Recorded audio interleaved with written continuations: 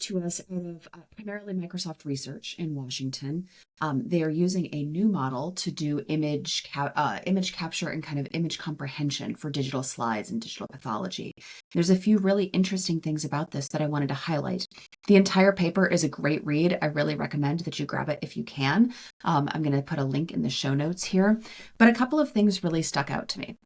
So the research crew that worked on this paper developed this model called Prov-GigaPath, which is a whole slide pathology foundation model that they're using to be able to ingest pathology slide information at a magnification of 20x, and then use that to predict mutations. They're using that to do cancer subtyping. They're doing some really interesting things with this information, and they're using some interesting techniques to do so as well. This model, Prov-GigaPath, was trained on over 170,000 slides from Providence, which is a network of 28 cancer centers. They used data from Providence and from the Cancer Genome Atlas project, which was the National Cancer Institute's big Cancer Genome Atlas, to create benchmarks for their study. So they're looking at not only how does this ingest the images, but how does it accurately predict cancer mutations? Does it accurately predict cancer subtype? First thing that I really wanted to call out is that this model is fully open source and open weight. So this is available to the public. People are able to use and poke and tweak and play with this as much as they would like. The other thing that really stuck out to me, this was a real throwback moment for me. This model was trained on slides from the Cancer Genome Atlas project, a project that I worked on as a research coordinator. It was actually my first job out of graduate school at the Cleveland Clinic. I was a research coordinator, so I called patients to inform them about the study. I ran through the long informed consent with them, got them to provide informed consent. I was the one who was in the operating room procuring tissue from their surgeries and blood specimens as well. I cut frozen slides. And so there are 100% slide images that I created in this data set, which is really touching. And it really just goes to show that when you work on a project like the Cancer Genome Atlas, something that's really intended to create a library for future research, that work does rebound and echo and resonate in ways that you might not have expected. I would not have expected that, 13 years later in my career, that I would be holding a paper in my hands where my data had been used to create a new digital pathology foundation model. So that is very cool. Just a little personal note there. So one of the interesting techniques that they used when they created this model is they used two approaches. They used a tile-based approach to kind of cover the slide in as an individual section of, as if each tile were individually weighted. They also used a slide encoder to get an overall picture of, okay, here is what's going on in the overall slide. Here is the architecture. Here is the structure. In order to do that, because that is a lot of information for even a human brain to handle, and our current models are not, I can't say our current models.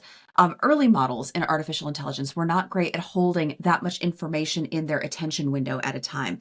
So you use this nifty approach called LongNet, which allows a model to hold a lot more information in its attention window at a time by using what's called dilated attention and sparsification. And I love this because it really kind of recapitulates the human approach to learning, right? So basically the further you zoom in, you're able to focus on one tiny chunk, but you're going to get many fewer tiny chunks as you zoom in. And then as you back out, you're able to sort of assemble those into a bigger picture. And so it's kind of like the process of going through a textbook, right? So you might look at your large textbook and think, oh my gosh, there's no way I'm ever going to handle all of this in my brain. You can break it down chapter by chapter, even paragraph by paragraph. And as you assimilate each small bit of information, you are building that into a larger model that eventually you will be able to hold in your entire head at once. Very cool. So that's LongNet. I also have a resource on LongNet from Microsoft that I will drop in the show notes because I found this very helpful. So a couple of things that really stuck out to me about this paper. One is that their approach is entirely self-supervised learning, not reinforcement-based learning, which is what I am used to in digital pathology. So when I was working previously in pathology, I was used to, having a computer and a pathologist working side by side. The pathologist says, this is small cell lung cancer. The computer says, yep, that's what I thought. Reinforce it. Instead, this is self-supervised learning. So they're using actually the Dino version 2 technique, which I can also link, which is nifty.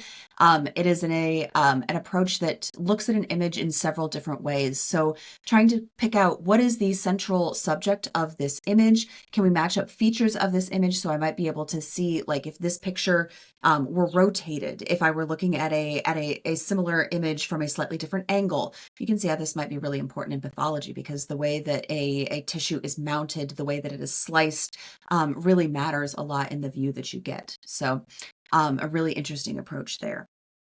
It turns out, let's talk about performance. It turns out that ProvGigaPath is actually pretty good at cancer subtyping. So I'm going to throw the figure from the paper up here.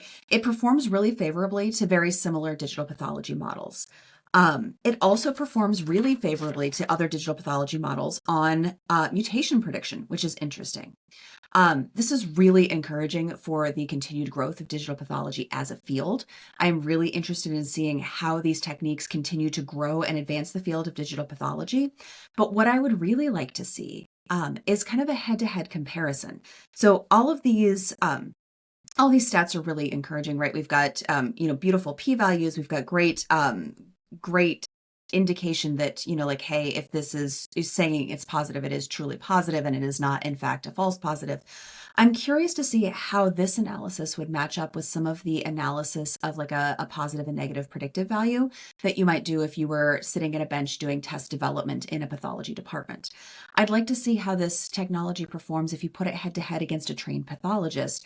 I'd like to see how it performs if you put it head to head against a pathologist who is fresh out of medical school or residency.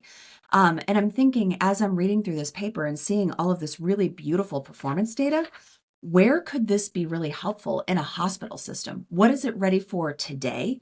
What will it be ready for in 5 years? And what will it be ready for in 15? Could this be a good safety net for our pathologists to have just a second pair of digital eyes checking their work and saying, hey, I'm going to raise a flag here. I'm seeing a mutation profile that perhaps we didn't pick up. Should we suggest some alternative or some additional testing? Could this be a first cut to kind of see if I have like a beautiful classic textbook example of, non-small cell lung cancer, does that need to be reviewed by a human pathologist with the same amount of time and attention as a less determinant specimen might be?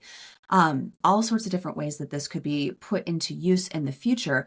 I'm really curious to think about how health systems might be able to use this now. And if we were going to be putting digital pathology tools to use in the future, what do we have to do today to get ready for that? How do we have to modify our data systems? How do we have to modify our workflows? What do we need to coach our patients in to expect? Hey, we might get an AI reading in 15 minutes. We might get a pathologist confirmation or additional information after that in a week or two. These are all really interesting questions, and I can't wait to hear your thoughts.